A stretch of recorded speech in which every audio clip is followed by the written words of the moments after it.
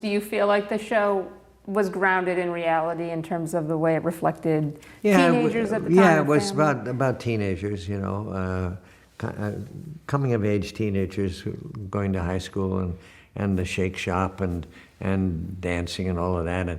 And also, we started in 1963, and the next year the Beatles arrived.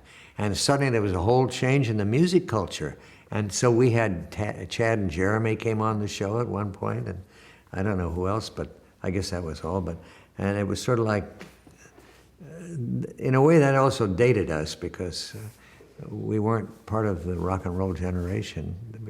That hadn't, rock and roll had started, but anyway, we weren't part of the Beatle generation, but we were because, you know, she was young, and as I say, we had Frankie Avalon on the show too, though. So you see, we had the old guard and we had the new guard, Chad and Jeremy.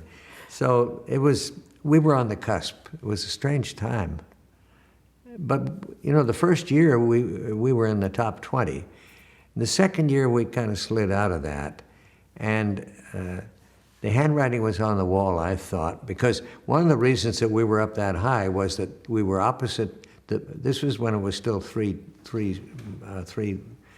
market with ABC, NBC, and CBS.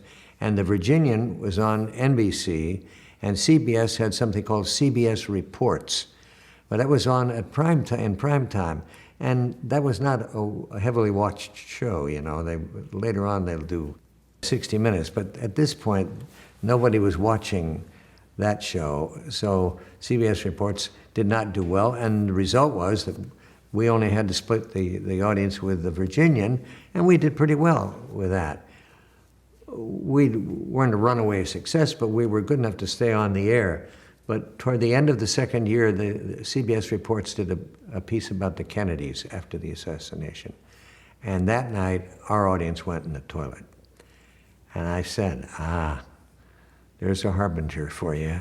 I don't see that we don't have legs at all, I don't think.